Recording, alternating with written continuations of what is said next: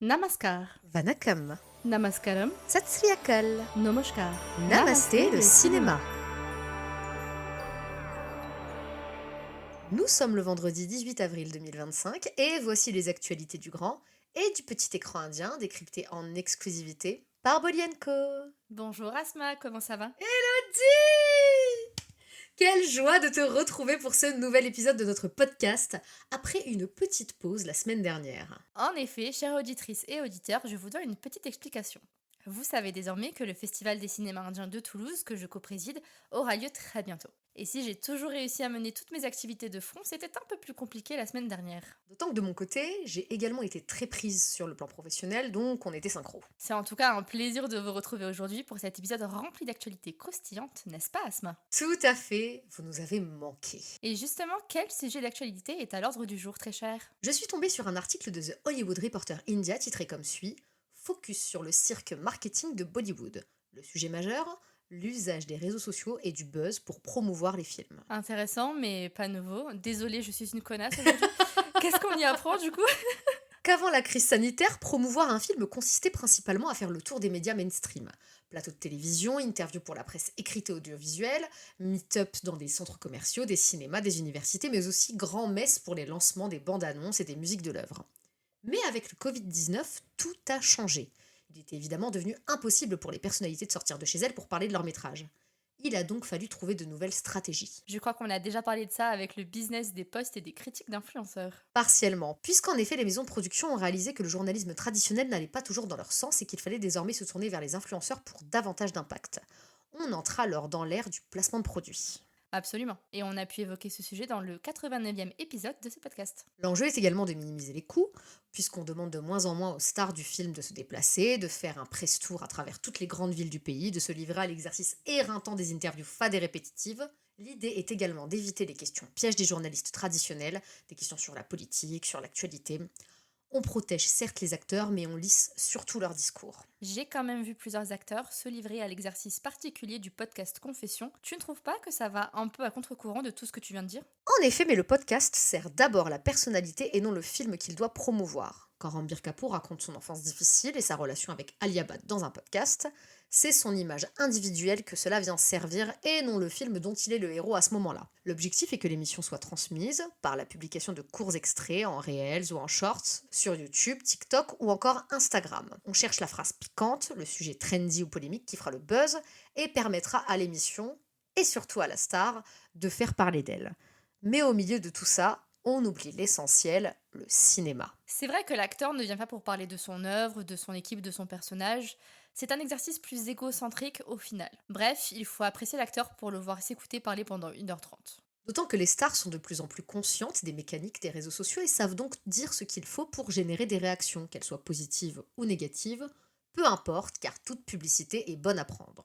Le cas particulier d'Urvashi Rotella est d'ailleurs assez évocateur. Alors en pleine promotion pour la sortie hindi de son film telugu Dako Maharaj, l'actrice enchaîne les apparitions dans des podcasts et sur des chaînes YouTube. À ce moment-là, l'agression de l'acteur Saif Ali Khan fait énormément parler. Lorsqu'on demande alors à la comédienne ce qu'elle en pense, elle rapporte ça à elle en expliquant qu'il est de plus en plus difficile de se sentir en sécurité et que par exemple, son papa lui a offert une bague en diamant et une montre, signe extérieur de richesse qui pourrait lui coûter la vie. Hein? Mais quoi? Non mais attends, elle est sérieuse? Difficile à dire puisque si Urvashi a publié des excuses, cela ne l'a pas empêché de capitaliser sur ce bad buzz pour continuer à faire parler d'elle. Pas sûr que ça ait permis à Daku Maharaj de faire des entrées, ceci dit. Le narcissisme des stars pourrait donc bien leur faire oublier leur dévotion pour leur art. Vu qu'on n'était pas là la semaine dernière, je crois qu'on doit se mettre à jour concernant les sorties du moment. Tu confirmes? Totalement. On commence avec le nouveau film d'Akshay Kumar, Kesari Chapter 2, en salle depuis le 18 avril avec Friday Entertainment. Cette suite spirituelle du film historique de 2019 s'attardera cette fois sur le massacre d'Amritsar survenu en 1919, en espérant qu'on ne se confronte pas à une relecture douteuse de ce drame national. Croisons les doigts, mais avec Akshay Kumar, rien n'est mot sûr. La romance culte Sachin, avec Vijay et Genelia de Souza dans les rôles principaux, fera quant à elle l'objet d'une ressortie en France grâce à Night ED Films, également dès le 18 avril. Je me souviens que tu avais trouvé ce film tellement problématique, mais c'est peut-être l'occasion pour lui redonner une chance, non? Ouais, on verra. Sortie limitée pour le film de guerre Punjabi Akkal, avec quelques séances à Saint-Denis depuis le 16 avril, avec Gippy Grewal et Nivrat Khera à l'affiche. Et c'est signé Filmy Distributions. La comédie d'action Good Bad Ugly, sortie la semaine dernière, entame de son côté sa deuxième semaine d'exploitation avec Friday Entertainment. Ensuite, on prend un peu d'avance puisqu'un autre film d'Ajit, devenu incontournable, sera proposé en séance exceptionnelle le 30 avril prochain au Mégarama de Villeneuve-la-Garenne. Il s'agit de Dina. Alors pour tous les amateurs du Tala, réservez vos places dès que possible. Enfin, le tant attendu Little Jaffna sortira en France le 30 avril grâce à Zinc Cinéma et on a trop hâte de le découvrir. On avait vu la genèse de ce projet avec le court-métrage du même nom il y a quelques années et autant vous dire que ça promet. Le film sera d'ailleurs projeté en avant-première au Festival des cinémas indiens de Toulouse en présence du réalisateur Laurence Valin. Alors attendez-vous à retrouver très bientôt notre critique de l'œuvre. En SVOD, découvrez sur Z5 Logout, un thriller d'un nouveau genre avec Babil Khan sur un influenceur prisonnier d'un jeu de dupes qui pourrait mettre sa réussite et sa vie en péril.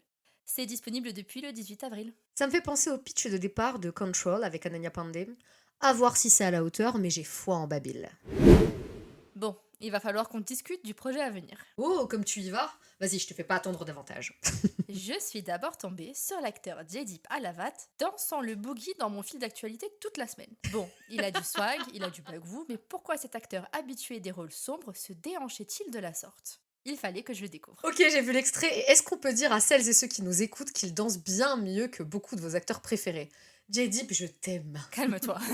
Il s'agit en fait d'un extrait du film Voleur de diamants, le casse commence. Jaideep y incarnera un malfrat qui missionne un cambrioleur de renom, campé par Saif Ali Khan, afin de dérober un diamant à la valeur inestimable. Oh, ce clash de charisme en vue. Jaideep Alavat et Saif Ali Khan, ça promet. Si le pitch de départ a l'air très convenu, il semble surtout être le support d'un imbroglio à la fois comique et haletant, laissant libre cours à ses comédiens vedettes pour s'amuser face à la caméra. J'avoue qu'avec ces deux-là au casting, j'achète direct. Produit par Siddhartha Nand, auquel on doit les récents succès de War et de Patan dans le registre du film d'action, le métrage voit également Kunal Kapoor et Nikita Dutta, petite sœur cachée de Vaani Kapoor, donner la réplique à nos deux comparses. Bref, la bande-annonce donne pourtant l'impression d'un thriller délirant à la Abbas Moustan, avec des punchlines qui frappent fort, une esthétique glamour et des chorégraphies funky.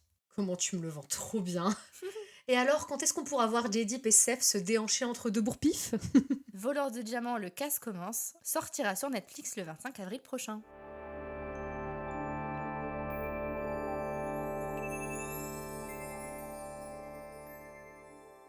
Et c'est tout pour aujourd'hui, merci de nous avoir écoutés. C'est sur la mélodie de Kamle du film Red 2 que l'on se quitte.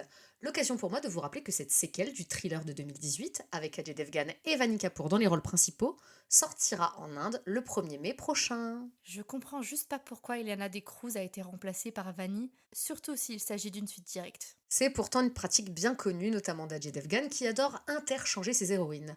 On se rappelle qu'il avait éjecté la pauvre Kajal Agarwal au profit de la plus bankable Kareena Kapoor dans la saga Singham. On en reparlera un jour de ce phénomène infiniment sexiste.